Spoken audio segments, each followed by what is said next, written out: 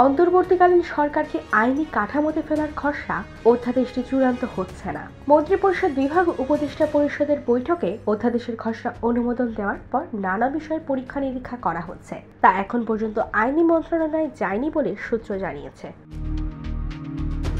অধ্যাদেশটি নিয়ে মন্ত্রিপরিষদ বিভাগে ধীরে চলো নীতিতে এগোচ্ছে বলে সূত্র জানিয়েছেন। মন্ত্রিপরিষদ বিভাগের একজন অতিরিক্ত সচিব বলেন, উপদেষ্টা পরিষদের বৈঠকে অধ্যাদেশের খসড়া অনুমোদন দিয়েছে, তবে এটা নিয়ে এখন তার দপ্তরে কাজ হচ্ছে না। ওই কর্মকর্তা বলেন, অন্য উইং কাজ করছে কিনা তাও তার জানা নেই। বিষয়টি নিয়ে আইন মন্ত্রণালয়ের কর্মকর্তারা জানিয়েছেন, অধ্যাদেশের খসড়া প্রস্তুত করেছে মন্ত্রিপরিষদ বিভাগ। এই খসড়া আইন মন্ত্রণালয়ের লেজিসলেটিভ বিভাগে পাঠানোর কথা, তবে মন্ত্রিপরিষদ বিভাগ এখনো না পাঠানোর ফলে মনে হচ্ছে এটা সহসা হচ্ছে না। একাধিক সূত্র মতে ছাত্র জনতার গণ অভ্যুত্থানে আসা এই সরকারের বৈধতা নেওয়ার কোনো বিষয় নেই বলে সরকার সংশ্লিষ্টরা মনে করছেন। এজন্য এ ধরনের কোনো অধ্যাদেশের প্রয়োজন নেই বলে মনে করা হচ্ছে। ছাত্র আন্দোলনের সমন্বয়কদের পক্ষ থেকে বলা হচ্ছে, ছাত্র জনতার অভ্যুত্থান বা বিপ্লবী এ সরকারের বৈধতার ম্যান্ডেট।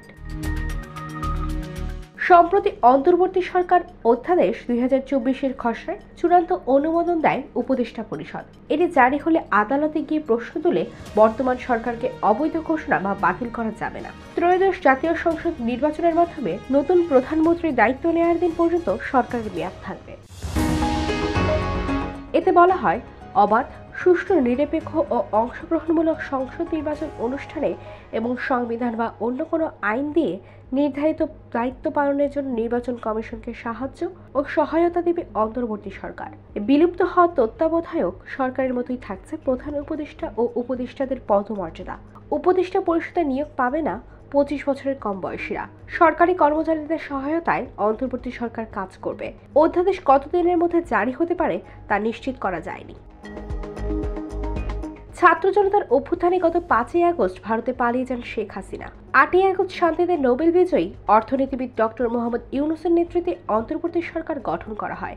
সংবিধানের 15 সংশোধনের মাধ্যমে নির্দলীয় তত্ত্বাবধায়ক সরকার বিলুপ্ত হওয়ার বর্তমানে সংবিধানে তত্ত্বাবধায়ক বা অন্তর্বর্তী সরকার ব্যবস্থা এবং প্রধান উপদেষ্টা বা উপদেষ্টার পদ বলে কিছু নেই। এই কারণে অন্তর্বর্তী সরকারের আইনি ভিত্তি নিয়ে যাতে কোনো প্রশ্ন না ওঠে সেজন্য অধ্যাদেশ জারি করা হবে। গত 19 সেপ্টেম্বর খসড়ার চূড়ান্ত অনুমোদন দিয়েছে উপদেষ্টা পরিষদ।